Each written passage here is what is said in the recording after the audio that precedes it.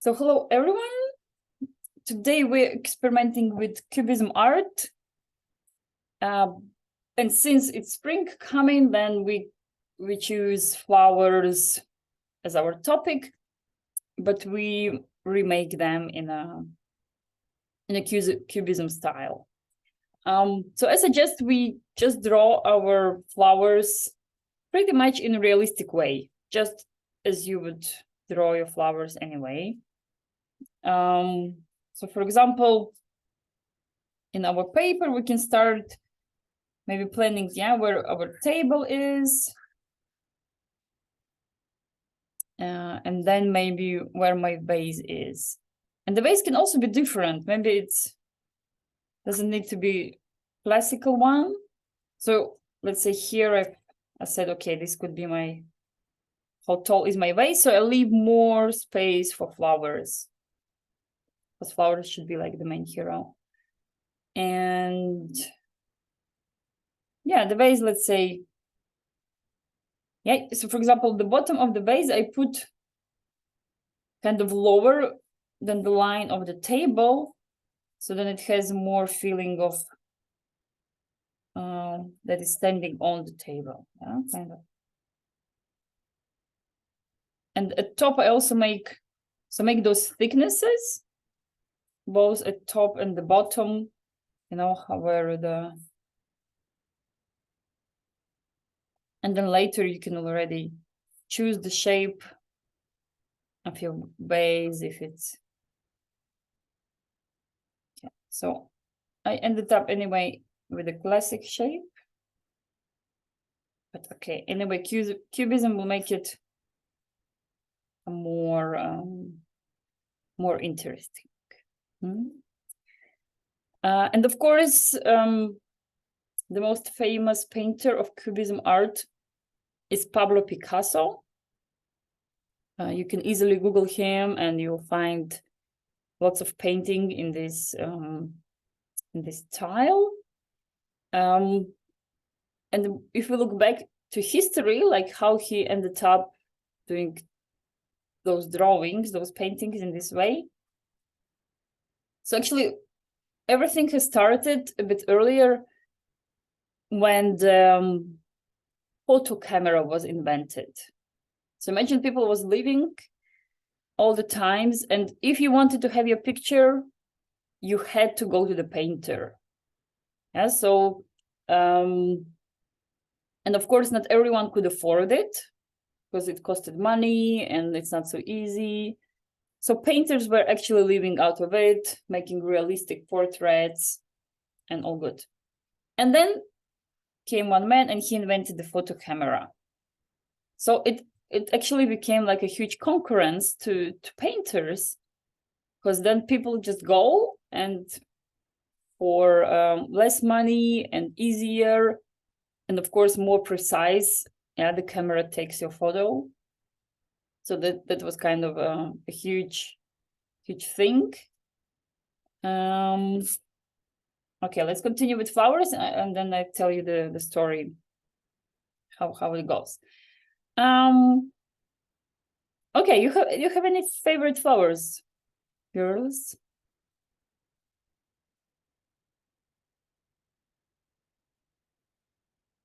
Yeah, Julie, sure. I've never seen one, but probably a larkspur because they're my birth flower and I like their bluish kind of color, I think. Wow, okay. I will be honest, I need to Google it. So yeah, Ellie, what about you? A carnation or a hydrangea. Wow. Okay, I must admit I'm not familiar with any of those, but maybe it's also because due to names. Yeah, but I'm very curious to check them. Yeah. Juliet, would you be so kind to tell me again or spell your flower? So it was lark. S-P-U-R. Lark, S-P-U-R. Wow, nice one. Okay, let's go for this one, and then later we'll check the ones from Ellie.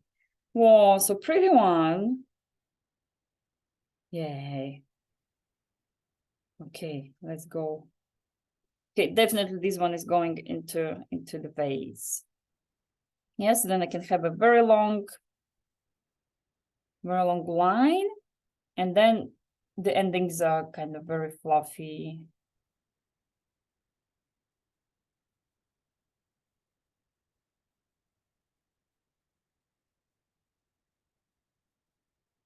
Oh.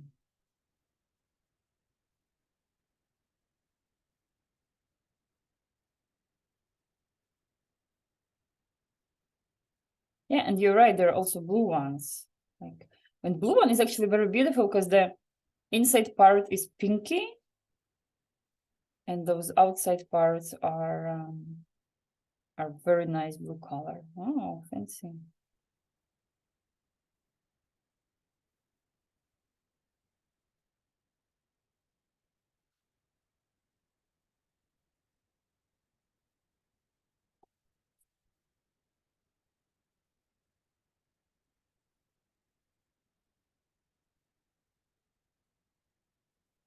Okay.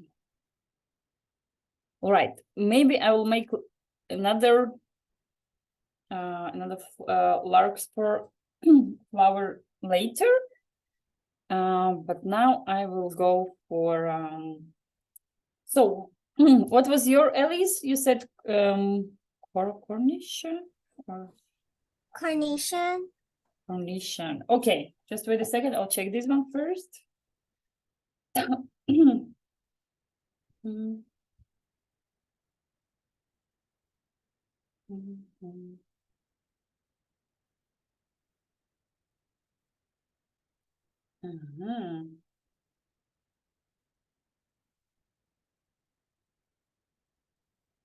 Ah, curious. So this is the one that comes with cucumber.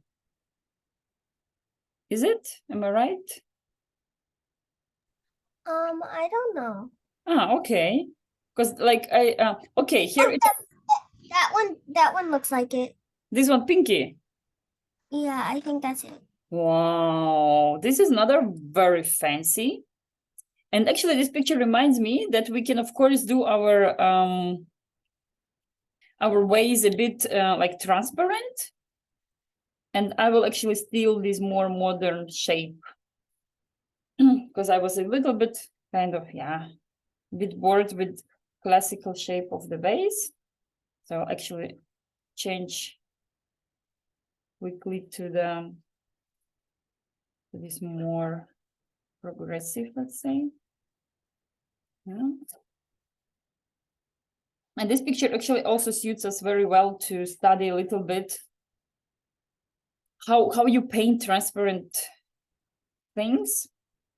And yeah, so then it's actually nice. So all flowers I will try to make it also transparent. So when we're doing transparent, and of course we are marking them like inside, we do also the oval for the water. Yeah, so we kind of, you can choose yourself how much water your vase or your glass should have. And but then what you also do, so I have just like just a line of my flower, but then I need to choose one spot inside this oval that is marking the level of my water. And there I choose like kind of where the flower is entering the water. And from this part, it actually changes a bit. So then it's not coming like straight anymore, but it jumps a bit. So it's kind of, and it happens because the light going through air and going through water is different. So this is what happens why we see this kind of, so it kind of moves a bit. And then of course, then we will be also painting a little bit different color. Yeah, maybe a little bit more dark, this upper part of circle. Yeah, so something like this. Ooh, and now a very challenge to do this flower. It looks a little bit like rose, but much more, yeah, fancy everything. It's like has lots of these little petals. But in general, I think we can follow similar technique of doing rose. So you kind of have inside spiral that keeps on growing. Yeah, so I have this inside part, and then the petals start growing and then become bigger. And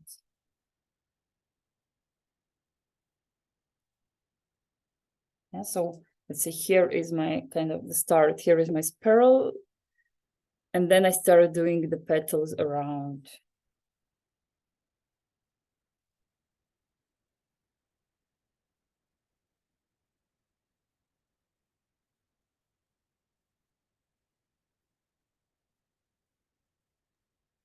Hydrangea looks similar to that.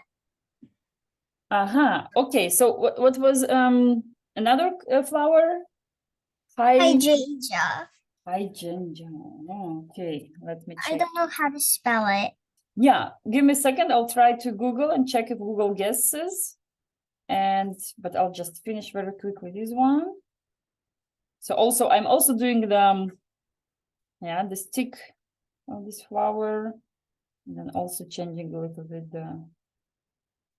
where it enters.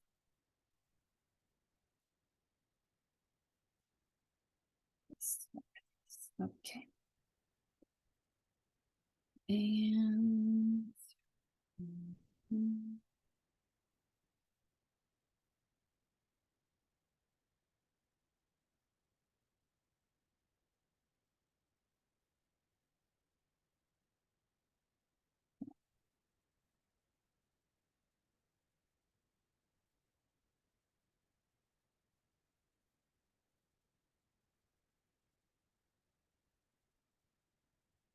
And I think I'm getting it.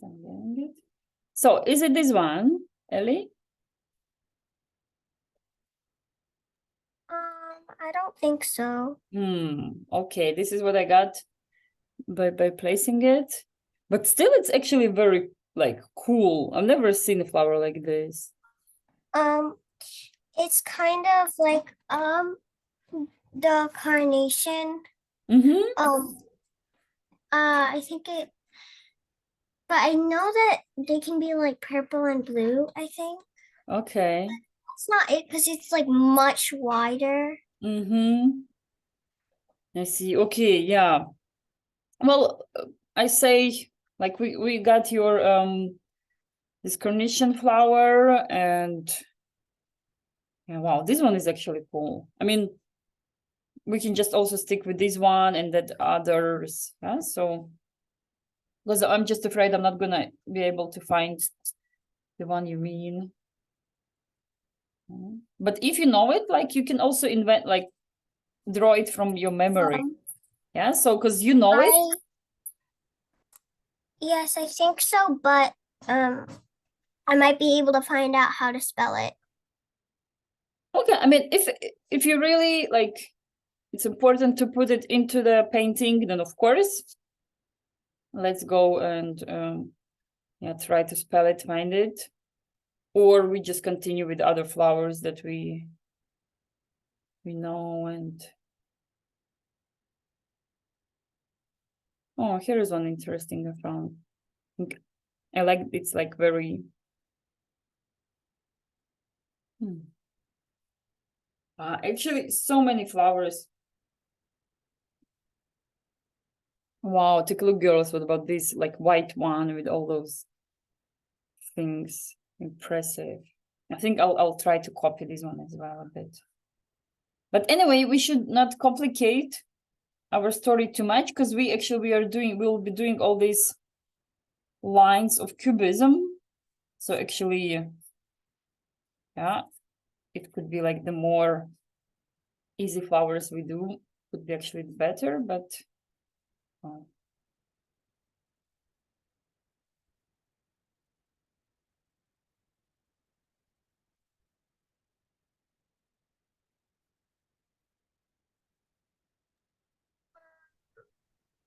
Okay, you know how to spell it?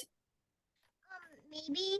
I mean, did you spell hydrangea like I just sent it out. H-Y? Wait, I'll just send it in the chat. Cool. Yeah, that would be perfect. Thank you. Is that how you Yeah, spelled no, it? no, I didn't spell it with Y. I spelled it with I. So maybe that's where I got it wrong. Yes. I think that might be it.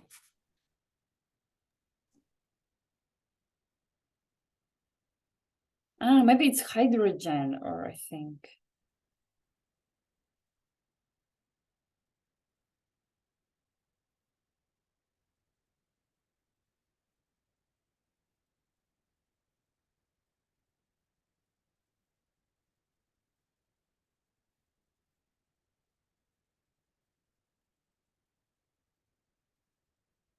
Ah, I think now I know which one you mean.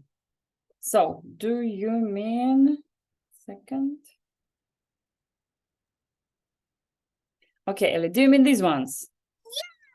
Yeah. Yay, we got it. Good job. Yeah, ooh, pretty ones. They can be purple, bluish, pinkish. Here is a mixed one. Whoa. Yeah, I've seen ones like those, I think. Wow, fantastic ones. Yeah, sure. Let's put one of those as well. Why not? I'm still drawing my carnation. Yeah, of course. I mean, we already have, and all flowers you've mentioned, girls, like they're wow, complicated ones. I mean, so yeah, really, really, it's a challenge, but a cool challenge. Here, this is like very pretty with all those leaves. A bluish one.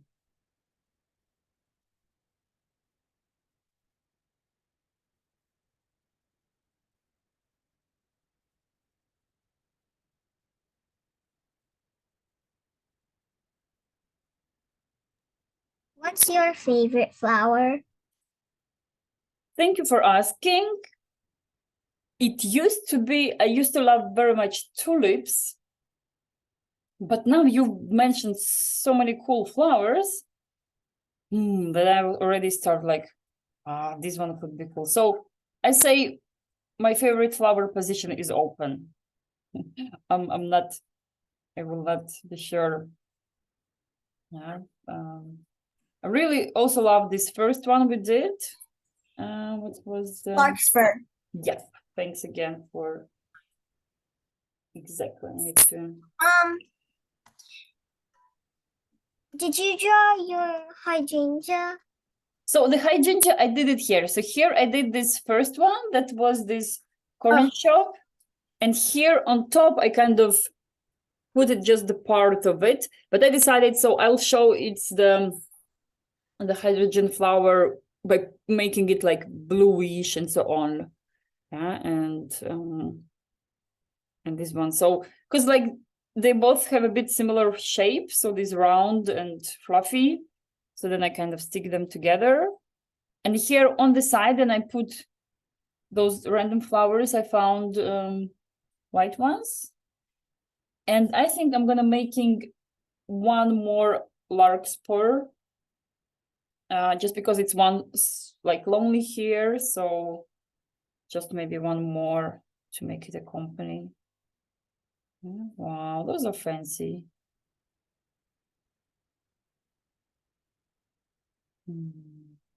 Very beautiful. Yeah, and then of course, always thinking about composition.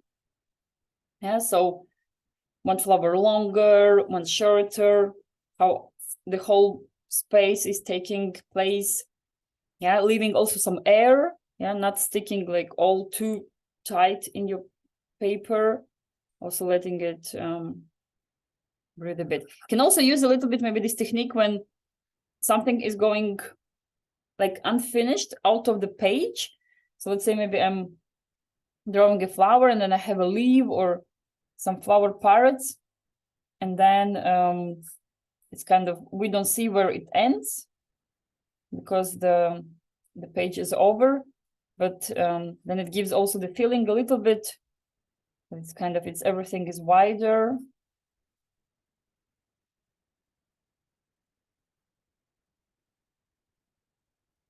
Yeah, and then of course also adding a little bit some green leaves, because now we were gonna have like very colorful, so green will always make it a little bit yeah, kind of we'll get a good mix. Yeah, and also I'm letting some flowers, like let's say this central one, I'm putting it a little bit on top of the border of my vase, so then it's not just like, so it breaks this line. So then the border of my vase is like, here it's visible, then it's not visible, and this also makes a good composition. And maybe one also wants to draw something on the table, maybe like one petal that fell down or something. Why not? Maybe something like this interesting. Yeah, if it. Yeah, because sometimes it happens. We have our flowers in a vase, and then we come back to them, and then we see petals lying around.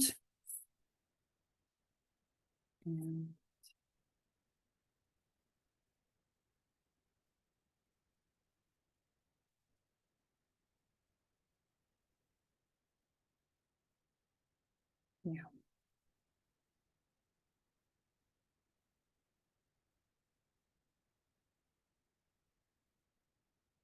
Yeah. But anyway, also like we did pretty much complicated shapes of flowers. So I'm actually curious how it's gonna look when we do our Cubism story. But let's try. As always, art is an experiment. And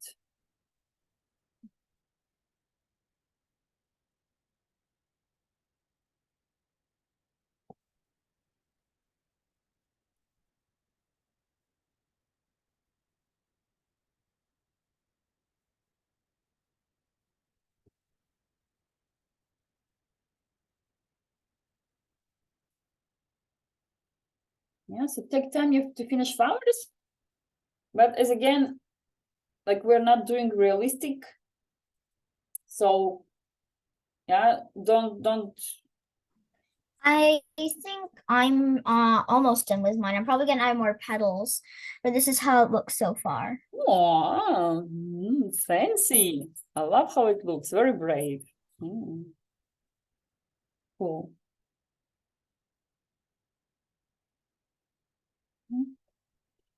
Yeah, and I'll just explain what will be, yeah, how we're gonna do it. So we're just gonna use a ruler, but we are using it just like as something straight that we can use to draw a line.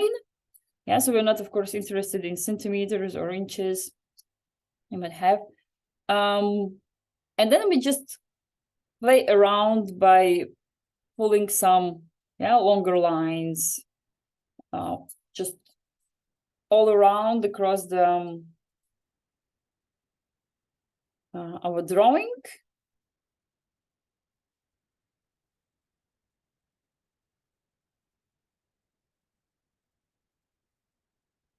Yeah. So let's say, yeah, just like as it feels. I did like, let's say, one line. Yeah. And I can play and I can do another line. And then you will feel like where you want more, where you want less. Just pulling it all. Yeah, kind of randomly. I mean, of course, what you can think about is maybe where you want more tiny triangles. So maybe like where, I don't know, the air is the upper part of painting. Maybe there I will let bigger triangles stay. So then it still would feel, yeah, like open air. But maybe like the bottom, the flower part, yeah, I'll have more busy with more small divisions. I mean, here anyway, we already have like lots of lines where the flowers are. And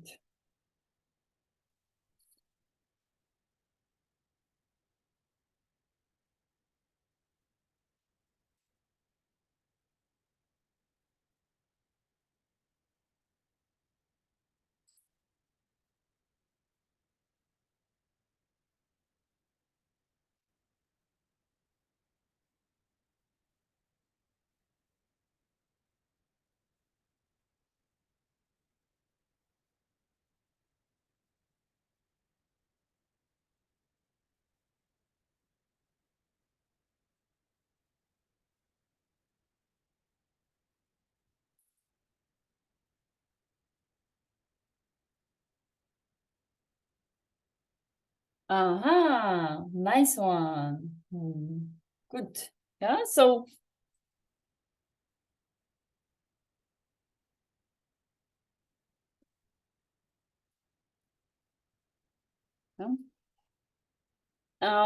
I mean, while you're doing all the lines, in parallel, you can also start thinking about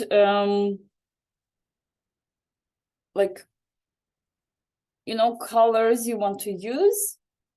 So for example, the same painter, Pablo Picasso, in all his artistic development, he had so-called blue period, and he also had pink period. And exactly as you remember, we did his blue guitar, and there is another painting of him, old guitarist. So there is also old man sitting with guitar, and it all is pretty much blue, and it's considered to be a little bit maybe his sad, bit maybe depressive period. And then he did pinky one, and then you can spot like the paintings are all in pinky. So you can think, yeah, so maybe not using all the colors we have, but maybe choosing, like, let's say white in the middle is always good, but then maybe it could be greenish blue. But when you say, no, the winter is over, I want to do something sunny, and I choose greenish yellow or yellow orangey. Yeah, so of course, you can stick others colors in between. And actually, let's say if I choose yellow orangey, then I play mostly with them, but still somewhere in between, I add the opposite color. Yeah, so if I play a lot with warm colors, then somewhere I would stick a little, like maybe triangle of blue or something, just to make it a bit more balanced. And so this is something, because if you make it all too colorful, like just putting all colors you have, it might just not look so, you know, harmonic. It will be just like, okay, colorful. But you really want to create this feeling of harmony, because what's this all the story about? Yeah, and I can actually continue the story I was telling you. So what happened after the photo camera was invented? And imagine so many painters, they stayed like out of work.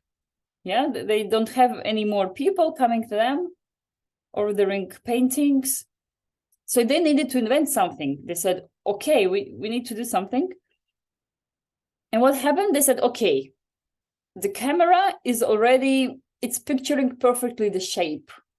Yeah, so they couldn't compete with this, because if you take a photo, it's a perfect shape of person. So what they started to do, they started to make it like to play with colors, because the photograph still was black and white.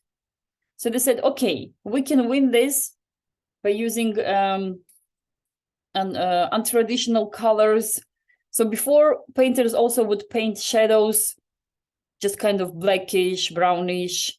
Yeah, just let's say if I have a red dress and I want to show the shadow on my dress, they would just use black with red, and that's it, the shadow is done. But Impressionists, so this is this movement that came at this time, they were starting using so many colorful, like the shadows could be bluish, greenish.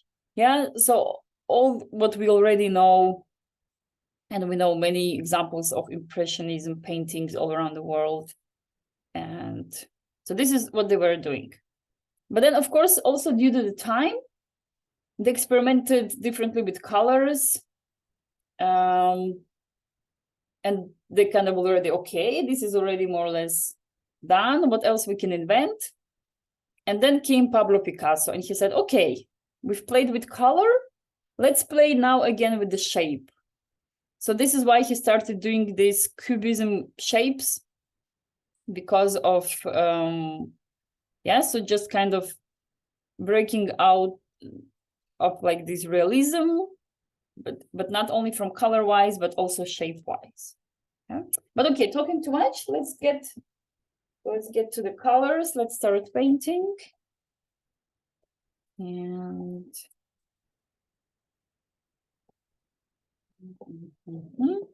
so, have you chosen your palette? Which colors you're up to today? Your mood?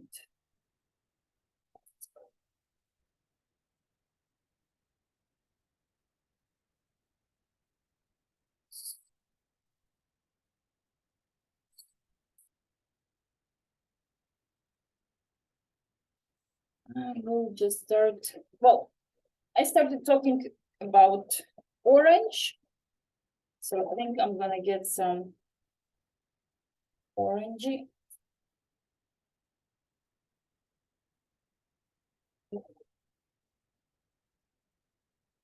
Here, the one oh no, this is sienna. Oops. I had one color was very nice. Something. And also gold a little bit.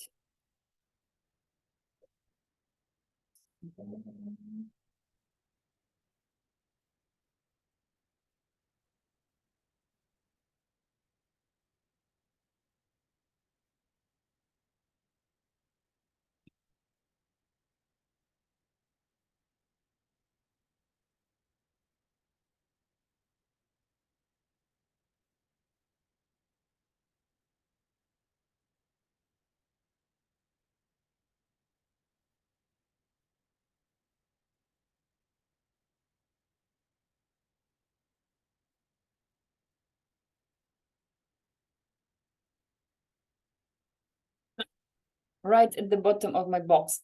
Indian yellow, that to me looks like orangey, but it's nice. Well, I'm just kind of grabbing all the colors that grabs my attention, and later we will deal what and how. So the task in itself is not hard. You just color all your triangles, all your shapes in different colors. And then, of course, also taking apart not only lines you did with the ruler, but also like all the lines we did of petals. And of course, we have here like these tiny petals. Then you just kind of partly. So sometimes maybe I can paint petal one color. Sometimes maybe I can do it with the different ones. Like you will feel it once you start.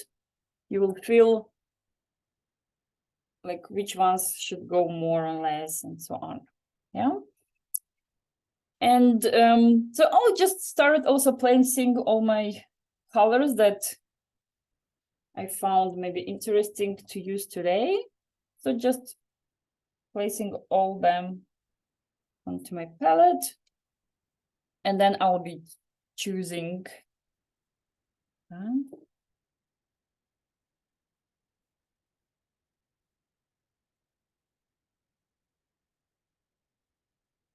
Yeah, and of course can think maybe a bit greenish, bluish for the water.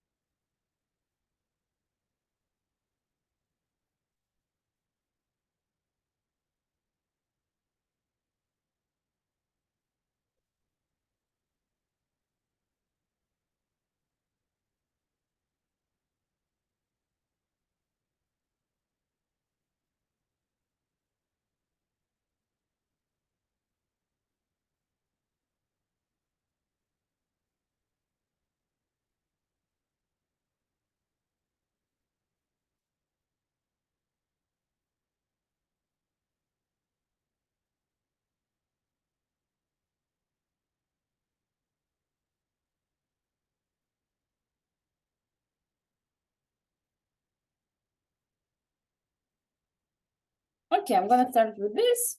and then I see how it goes.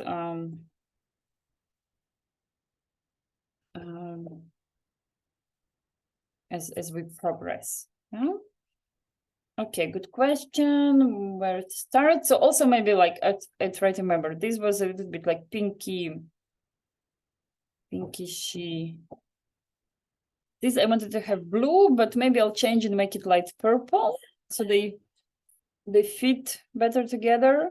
This one was white, and actually maybe I'll leave it a little bit white, and then I'll actually paint more the background.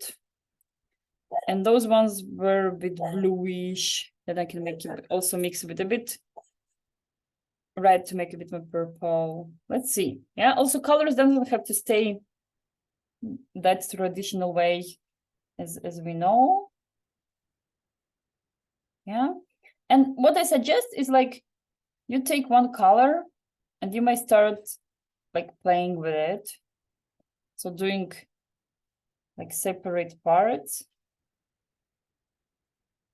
Yeah, till your brush, let's say, loses the paint, and then you just grab another color and also go around.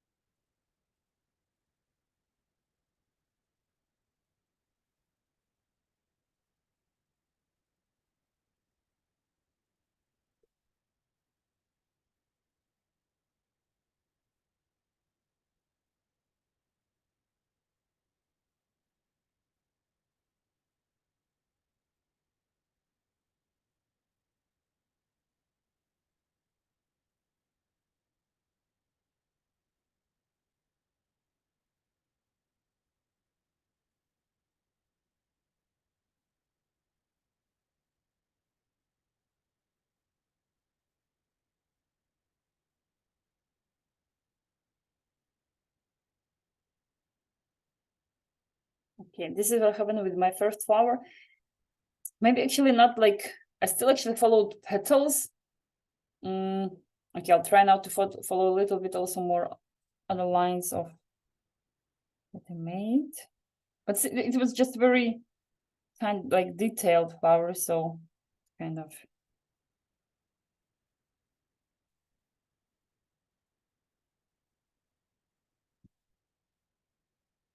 Yeah, okay, maybe in like, yeah, the better example would be maybe with a bigger flower. So maybe I'll try to play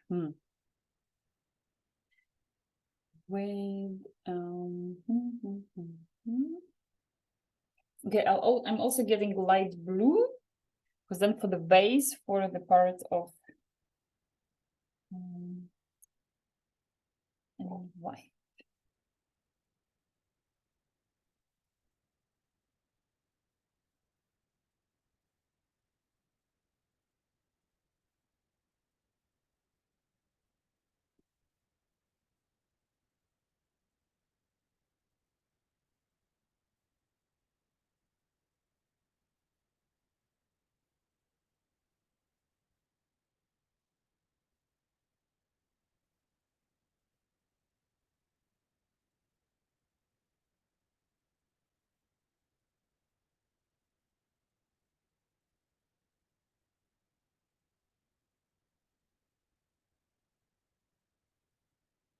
Yeah. If you have any doubts, just let me know. But in general, I think it's pretty much clear how to paint. You just first color all those shapes and triangles. the secret, of course, is how you paint, how you choose the color combination.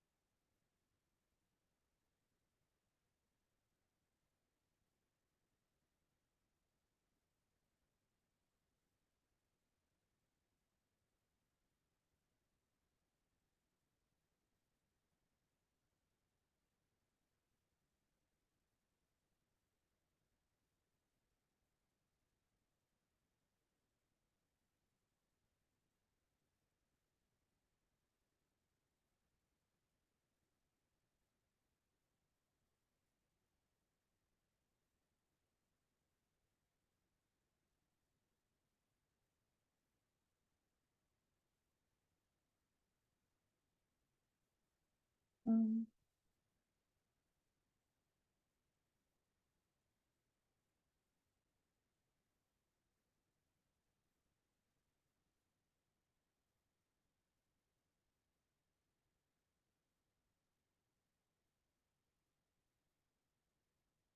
Yeah, so for example, this oval part, we're planning to do the, like where this water is. I'm on purpose choosing a bit more darker colors, so then it still stays a little bit separately visible.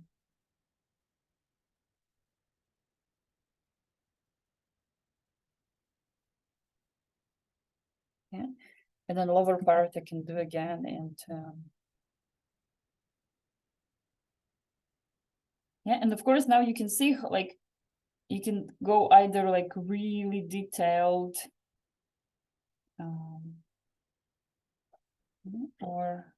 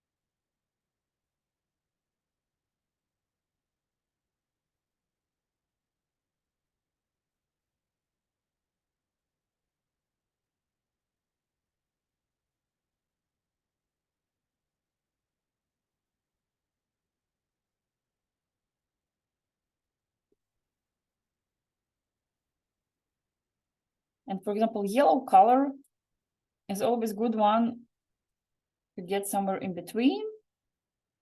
Like I'm thinking now I'm gonna add a little bit of yellow into my base because it always gives sunshine. So also if you feel your painting maybe is getting a little bit messy and yeah, then always just add a little yellow somewhere and then it will give this sunshine.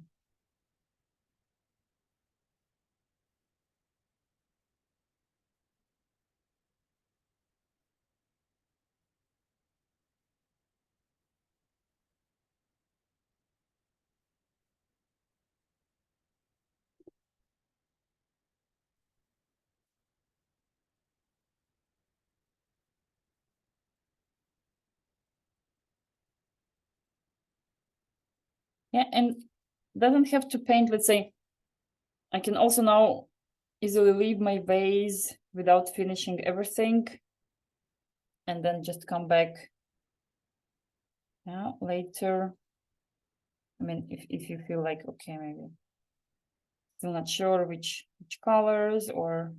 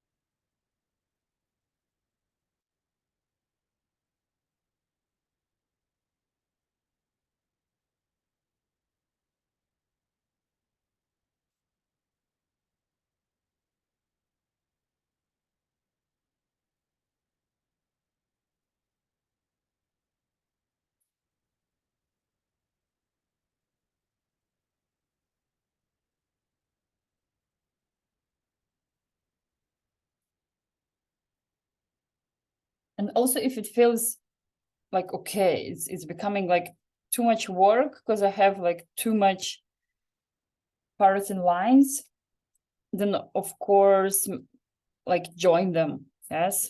For example, now I actually like colored this white color. So I colored it pretty much like light and yellow all at once. And then I will use a bit more like these background triangles to make this effect of cubism. Yeah, but not complicating my life too much. Okay, here I was talking about orange. Now finally the orange comes into game.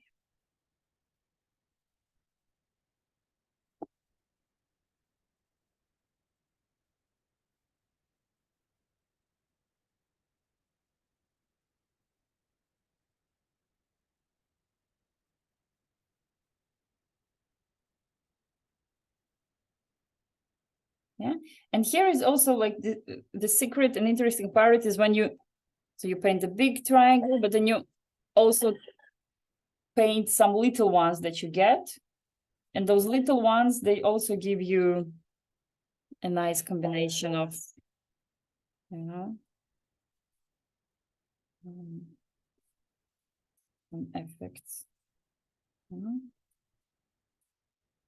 I apologize if you hear the dog barking. Yeah, that's from my place. Can do nothing. It's talking with neighbors.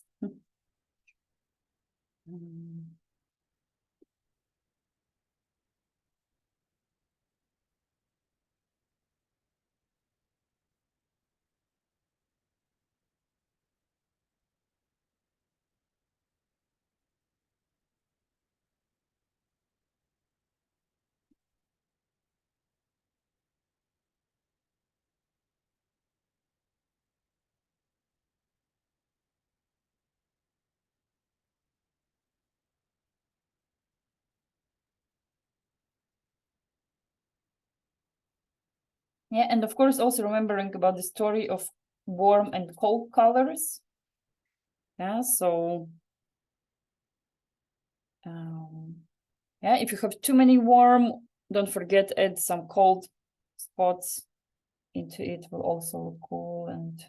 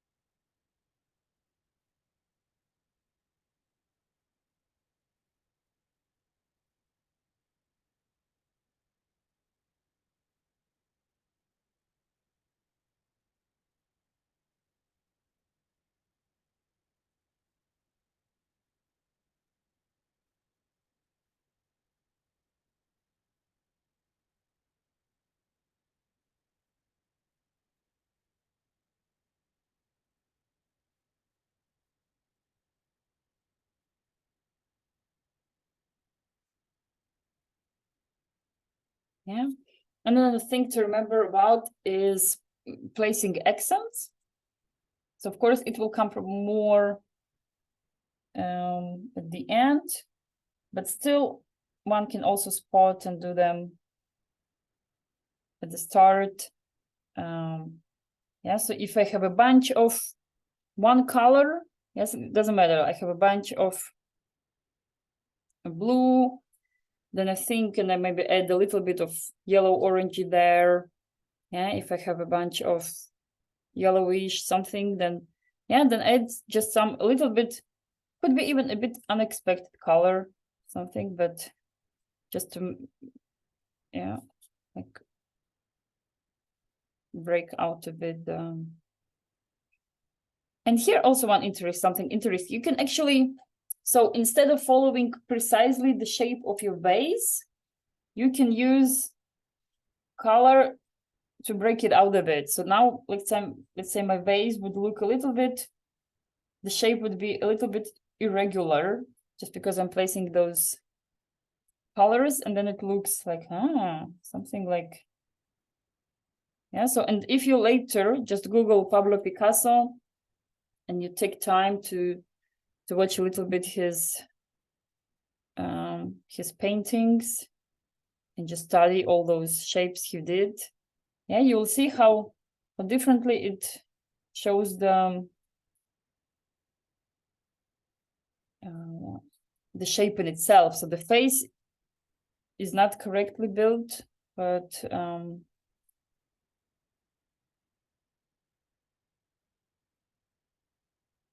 yeah, but it's kind of moved. The nose is not on its place, and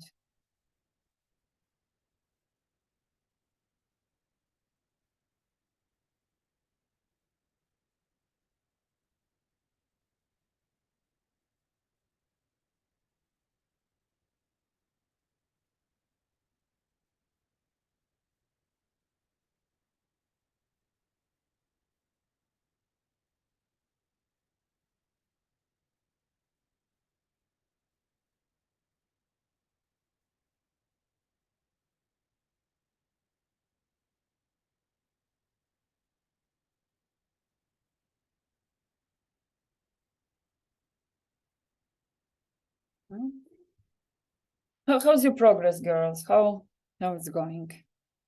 I think it's going good. I think I'm doing some of the like yellow orange background, and then I'm gonna do the larkspurs. Sounds cool. What about you, Ali? I'm still doing my flowers and I'm doing the vase right now. Very nice, cool. Yeah. So again, remember, if it's getting like too tiny, just simplify and cover kind of all together the some shapes. Yeah, it's there is no rule that each shape should be colored separately, and yes, this is more.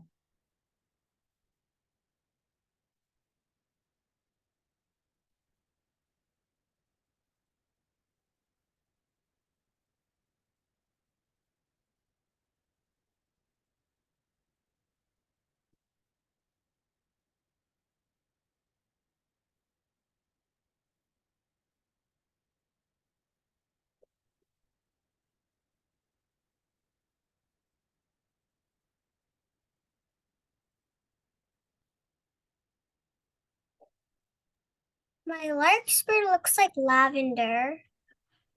Sweet, why not? Yeah, I mean, in some way they. I'm gonna keep it that way. Good choice. Also, no one will know that we actually thought about different flowers first. It's you're artist. It's always better to like leave it the way it's better for the painting.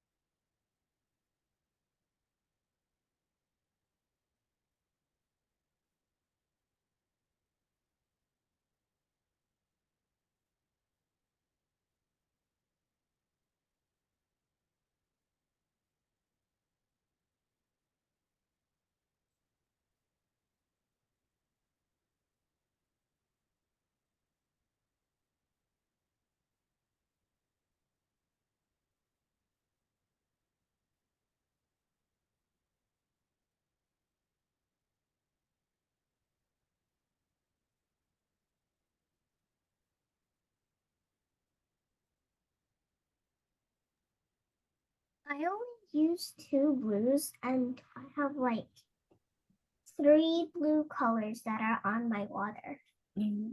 Oh, that's exciting.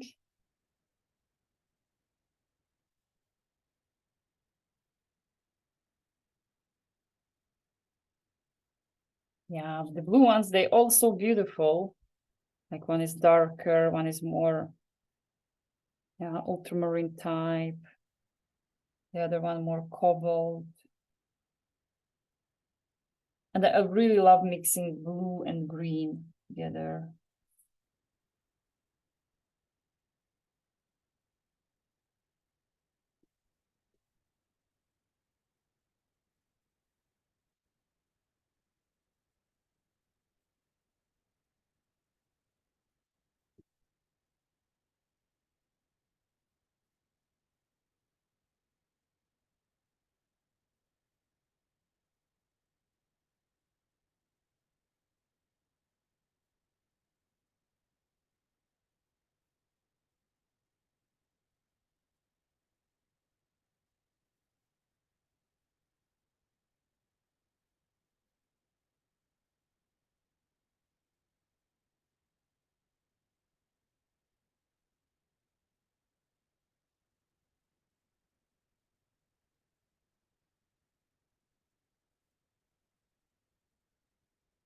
And I think it's kind of good to limit yourself to some colors of palette, like to put some limited colors at start at your palette, and then to work just with them.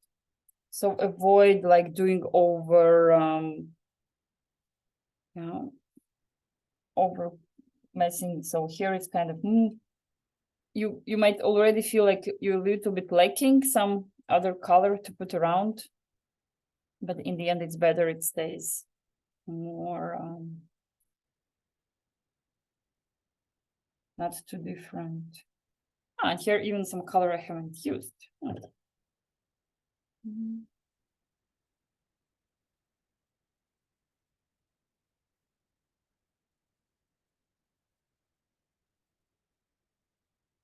Yeah, and of course one can go over and change colors if needed. Let's say, yeah, if you feel okay, maybe I'm done with something, but you look and say, okay, maybe this triangle I change to other color, right? If it works.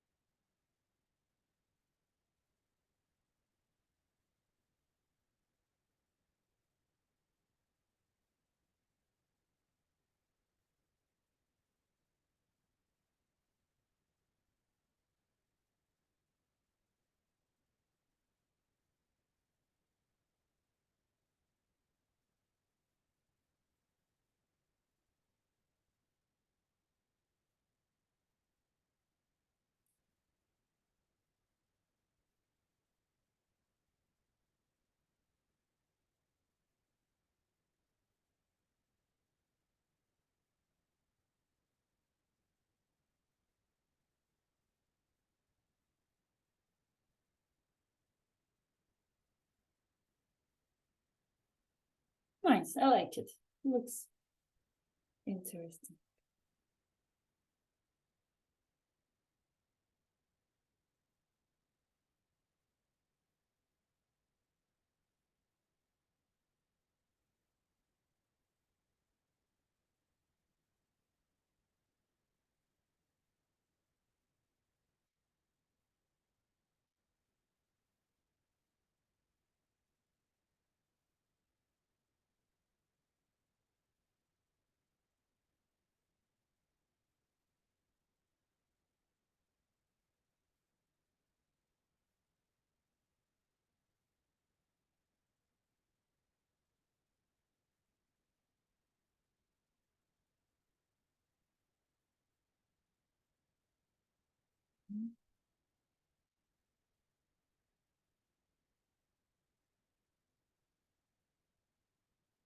Okay, I feel I'm already starting to ruining a bit my painting. So it means that's the moment to stop.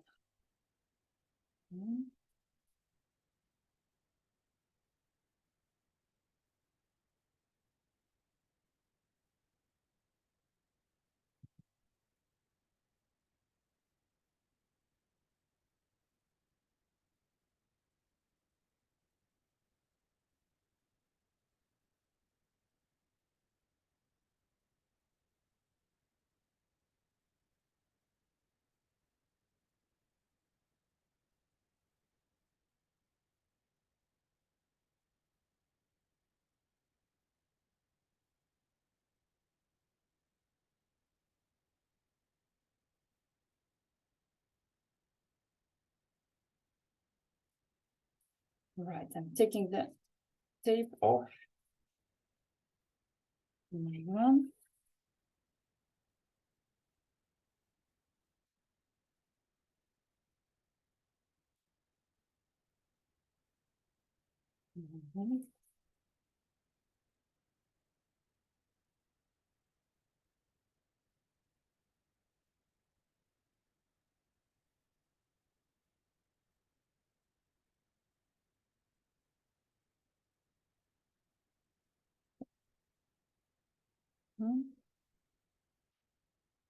Very nice. That was the Cubism experiment. I think the fun part is that you can, every time you can get different painting, like you can never get the same one. You have different lines, different colors, different spots, and somehow it looks a little bit, it's like mosaic, you know, the like those little puzzle pieces. Yeah, for example, one can paint an apple like this and so on. Very nice. I like it.